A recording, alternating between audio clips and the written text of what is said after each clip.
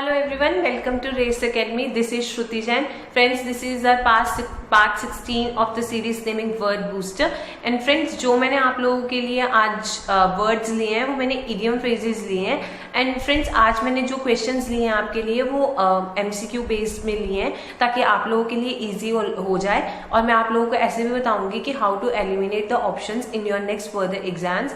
So without any further delay, let's begin with the session. So the first question of our today's PDF is what is the most suitable option that represent the idiom utopian idea. Utopian idea का meaning पूछ रहे हैं यहाँ पे. So option number A is unworthy idea, option number B is imaginary idea, option number C is classic idea and option number D is intelligent idea. Friends, first of all मैं आप लोगों को utopian word के बारे में बताती हूँ. मैंने आप लोगों को पास्ट वीडियोस में यूटोपियन का मीनिंग करवाया था. यूटोपियन का मीनिंग होता है इमेजिनरी कोई भी चीज जो काल्पनिक हो. अगर आपको यूटोपियन का मीनिंग पता है तो you can eliminate all the options and सिर्फ एक ऑप्शन बच जाएगी, that is option number B. तो आप लोग इसका आंसर लगा सकते हो. Okay, so option number B is the right answer to this idiom, that is imaginary idea. And friends, मैंने आप लोगों को मतलब और भी ज्यादा इस चीज को सूटेबल करने के लिए एक सेंटेंस फॉर्मेशन भी लिया है ताकि आप लोगों को इसका मीनिंग बहुत अच्छे से समझ में आ सके. So it sentence formation is like his utopian idea was entertaining but not acceptable. क्या कह रहे हैं कि जो उसका आइडिया था, यूटोपियन आइडिया, जो काल्पनिक आइडिया था, इमेजिनरी आइडिया उसने हमें दिखाया, वो एंटरटेनिंग तो था, मजेदार तो था, बट वो एक्सेप्ट करने लायक नहीं था. Okay friends, so this was our question number 1 for today's PDF. Moving on to the next question of our PPT, that is getting into a row. Getting into a row का यहाँ पे मतलब बताना है हमें, ठीक है. So option number A is getting a right path, option number B is giving unwanted advice, option number C is seeking the help and option number D is picking up a fight. So the right answer to this question is option number D, that is picking up a file. अगर हम किसी रो में जा रहे हैं, ठीक है, तो हम क्या पिक कर रहे हैं? फाइल, मतलब एक लड़ाई मोल ले रहे हैं. एंड फ्रेंड्स, इसकी जो वर्ड फॉर्मेशन, इसकी सेंटेंस फॉर्मेशन है, that is like, and it's sentence formation is like he has the habit of getting into a row over rival, नहीं sorry, it's tribal matters. I am sorry, ये mistake है, ठीक है. यहाँ पे आएगा ट्राइबल मैटर्स. मतलब क्या बोल रहे हैं कि उसकी एक आदत है कि मतलब छोटे छोटे मुद्दों पे लड़ाई में जाने के लिए. Okay friends, so this was our question number 2. Moving on to our next question, that is question. So friends, our next question is question number 3, that is a small fry. अब आप लोगों को इस क्वेश्चन में किसका meaning बताना है? a small fry का. फ्रेंड्स, आई होप कि आप लोगों को इसका आंसर आता होगा बिकॉज इसका तो हम प्रोवर्ब देख के ही मीनिंग बता सकते हैं. So option number A is unimportant, option number B is weak, option number C is little and option number D is important. So the right answer to this question is option number A, that is unimportant. मतलब अगर कोई small fry है तो वो क्या है? एक unimportant चीज है, ठीक है. And it sentence formation is like the police had only caught the small fry. मतलब जो बड़े जो क्राइम में बड़े अनइम्पॉर्टेंट जो भी कल्प्रिट्स थे, सिर्फ पुलिस ने उनको ही पकड़ा. Okay friends, so this was our question number 3. Moving on to our next question, question number 4, lose your head. Lose your head का मतलब क्या होता है? So option number A is get angry, option number B is get a headache, option number C is be embarrassed and option number D is shave your hair. So right answer to this question is option number A, that is get angry. अगर हम कभी भी अपना दिमाग खुला छोड़ देते हैं, मतलब कि अगर हम कई बार सनक जाते हैं, ठीक है, that is what we call get angry. Okay, and its sentence formation is like do not lose your mind in public. मतलब लोगों के सामने अपना मतलब अपना एंगर नहीं शो करना चाहिए हमें. Okay friends, so next question of our PPT is question number 5. Out of spirits का मीनिंग बताना है अब हमें. So option number A is gloomy, option number B is sober, option number C is lifeless and option number D is uninvolved. So right answer to this question is option number A, that is gloomy. Friends, मैं आप लोगों को gloomy का meaning बताती हूँ. Gloomy का मतलब होता है कि कोई भी ऐसी डार्कनेस जिसको देख के हम दुखी हो जाते हैं, ठीक है, that is what we call gloomy.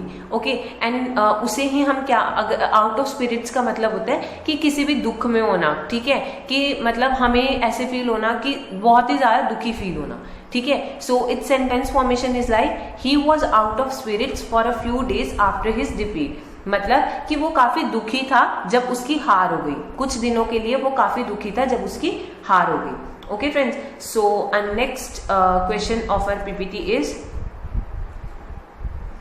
No backbone. अब हमें नो बैकबोन का मीनिंग बताना है. फ्रेंड्स, बैकबोन आपको पता है कि हमारी रीढ़ की हड्डी होती है, ठीक है, जो कि हमारी स्ट्रेंथ होती है हमारी बॉडी की, ठीक है. तो आप लोग इसका मीनिंग वहां से भी ढूंढ सकते हो. So option number A is justification, option number B is impact, option number C is no strength and option number D is support. So right answer to this question is option number C, जैसे कि मैंने आप लोगों को बोला, ठीक है, that is no strength. And it's sentence formation is like at first there was a show of resistance to the new rule issued by the government, but the movement had no backbone and speedily collapsed. क्या हुआ कि जो government ने अपनी जो भी rules बनाए थे पहले तो एकदम से वो आगे बढ़े, बट क्या हुआ कि धीरे धीरे वो एकदम से कोलैप्स हो गए क्योंकि उनमें कोई स्ट्रेंथ नहीं थी उन रूल्स में, उन लॉज में. Okay friends, so this was our question number 6. Moving on to the next question, question number 7. On their toes. On their toes हम कब यूज करते हैं, अब हमें ये बताना है. So option number A is eager, जब हम बहुत ज्यादा ईगर होते हैं. Option number B is alert, option number C is hurried, जब हम बहुत ज्यादा जल्दी में होते हैं. And option number C is quick. ठीक है, so right answer to this question is option number B, that is alert. On their toes का मतलब होता है विजिलेंट रहना, मतलब कि हमेशा अलर्ट रहना किसी भी चीज के लिए. ठीक है, so its sentence formation is like the cops were on their toes throughout the day. मतलब क्या बोल रहे हैं, जो पुलिस थी, जो कॉप्स थी, वो थ्रू आउट द डे अपने टोज पे थी, मतलब बहुत ज्यादा अलर्ट थी. Okay, so next question is look into. Friends, look into हम एक फ्रेजल वर्ब की तरह भी यूज कर सकते हैं and it can also be asked in your next exam as a proverb also. So its answer is, so option number A is discuss, option number B is watch, option number C is grant and option number D is examine. So right answer to this question is option number D, that is examine. Look into मतलब किसी चीज में look into करना, किसी चीज को examine करना अच्छे से. ठीक है, the minister assured the agitating employees. जो मिनिस्टर था उसने अश्योर किया, उसने मतलब ये चीज उनको बोली, उनको मतलब अश्योर किया एजिटेटिंग एम्प्लॉयज को. एजिटेटिंग का मतलब होता है कि जो लोग बहुत ज्यादा किस में थे, गुस्से में थे, that he would look into their demand sympathetically. मतलब कि वो जो मिनिस्टर है वो उनकी डिमांड्स में बड़े ही सहानुभूति के साथ देखेगा. Okay, so friends, our question number 9 is taken the words out of my words. So option number A is made my words or actions ineffective. Option number B is made me depressed, किसी को दुखी करना. Option number C is made me think of the future and option number D is made me remember my past. So right answer to this question is option number A, that is किसी के words को, किसी के actions को क्या करना, ineffective बनाना.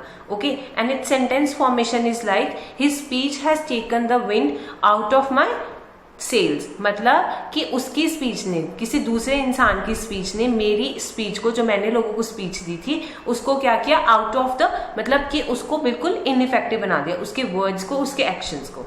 Okay friends, so moving friends, the last question of our PPT is pour cold water on any new ideas. मतलब किसी भी आइडिया पे, किसी भी नए आइडिया पे पानी फेर देना. ठीक है, so option number A is puts off, option number B is dislike, option number C is disapprove करना किसी चीज को, या option number C is to postpone something.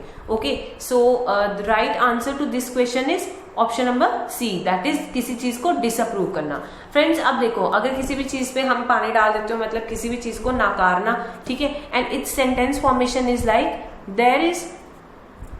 there is no point in discussing the new project with him.